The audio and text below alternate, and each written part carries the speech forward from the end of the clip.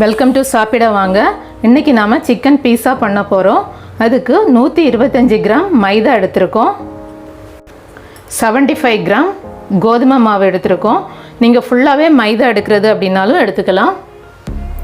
இது கூடவே 1 teaspoon baking soda, 1 teaspoon baking powder, 1 teaspoon sugar,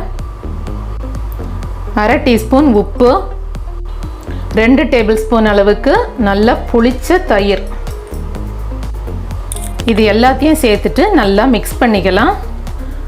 அடுத்ததாக இதில் கொஞ்சம் கொஞ்சமாக பால் சேர்த்து நல்லா பிசைஞ்சு எடுத்துக்கலாம். மொத்தமாக ஊற்றிட வேண்டாம், கொஞ்சம் கொஞ்சமாக சேர்த்துங்க. மாவும் நல்லா ஃப்ளெக்சிபிளாக இருக்க மாதிரி நம்ம பிசைஞ்சு எடுத்துக்கணும்.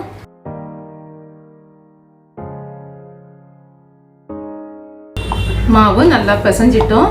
இனிமேல் இதில் கொஞ்சமாக ஆயில் சேர்த்துக்கலாம். ஒரு 2 டேபிள் ஸ்பூன் அளவுக்கு ஆயில் சேர்த்துக்கோங்க. சேர்த்துட்டு மாவை நல்லா பிசைஞ்சிக்கலாம். நல்லா பிசைஞ்சிட்டோம். இந்த அளவுக்கு மாவு ஃப்ளெக்சிபிளாக இருக்கணும். மாவுக்கு மேலே கொஞ்சமாக ஆயில் அப்ளை பண்ணிக்கலாம். ஒரு 30 நிமிஷம்க்கு இதை நம்ம க்ளோஸ் பண்ணி வச்சிடலாம். 30 மினிட்ஸ்க்கு அப்புறம் நம்ம இதை எடுத்துக்கலாம். அடுத்ததாக ஸ்டவ்வில் ஒரு பேன் வச்சுட்டு 2 டீஸ்பூன் ஆயில் ஊற்றிக்கோங்க. ஆயில் சூடானதும் 100 கிராம் போன்லெஸ் சிக்கன் எடுத்திருக்கேன், இதை சேர்த்துக்கலாம். 2 நிமிஷம் ஆயிருக்கு. இந்த சிக்கன் கூடவே 1/4 teaspoon chilli flakes, 1/4 teaspoon oregano, 1/4 teaspoon mixed herbs, கூடவே 1/4 டீஸ்பூன் உப்பு. இது எல்லாத்தையும் சேர்த்துட்டு நல்லா மிக்ஸ் பண்ணி விட்டுக்கலாம்.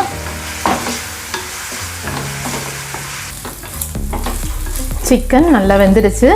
ஸ்டவ் ஆஃப் பண்ணிவிட்டு இதை எடுத்து வச்சுக்கலாம். டாப்பிங்ஸ் பண்ணுறதுக்காக 50 கிராம் மொசரல்லா சீஸ் துருவி வச்சுருக்கேன். Red capsicum, yellow capsicum, green capsicum, இது எல்லாத்தையுமே சின்ன சின்ன ஸ்லைஸாக கட் பண்ணி வச்சுருக்கேன். அது கூடவே வெங்காயம், ஒரு சின்ன வெங்காயத்தில் பாதியை மட்டும் எடுத்து இந்த மாதிரி பீசஸாக கட் பண்ணி வச்சுருக்கேன். மாவு ஓப்பன் பண்ணி பார்க்கலாம். பாருங்கள் எவ்வளோ சாஃப்டாக இருக்குன்னு. அடுத்ததாக ஒரு பேன் எடுத்துக்கோங்க. பேனில் நாம் பிசைஞ்சு வச்சுருக்க மைதா மாவு எடுத்துட்டு கையிலையே நாம் அதை அமுத்தி விடலாம். எந்த அளவுக்கு விரிக்க முடியுதோ அந்தளவுக்கு விரிச்சிக்கோங்க. இந்த அளவுக்கு விரிச்சாச்சு. அடுத்ததாக ஒரு ஃபோர்க்கால் கொஞ்சம் இப்படி குத்தி விட்டுக்கோங்க.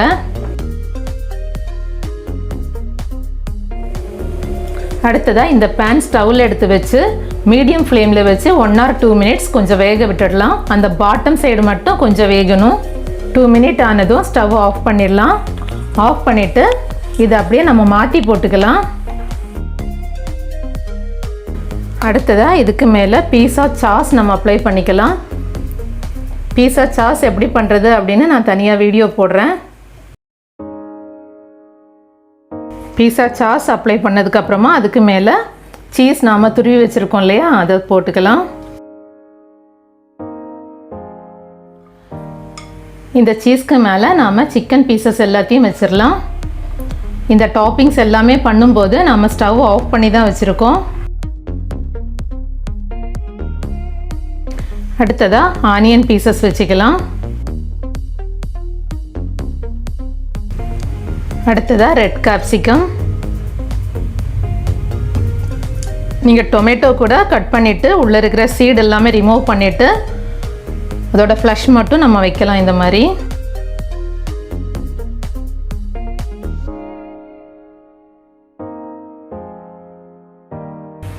இதுக்கு மேலே கொஞ்சமாக சில்லி ஃப்ளேக்ஸ் தூவி விட்டுக்கோங்க.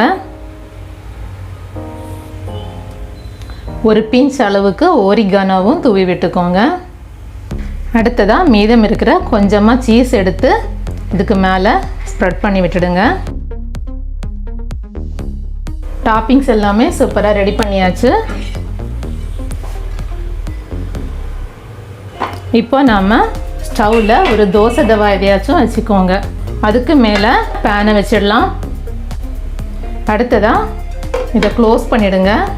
இது நாம் லோ ஃப்ளேமில் வச்சு 15 நிமிஷம் வேக விட்டுடலாம். 15 மினிட் ஆகிடுச்சு. இப்போ ஓப்பன் பண்ணி பார்க்கலாம்.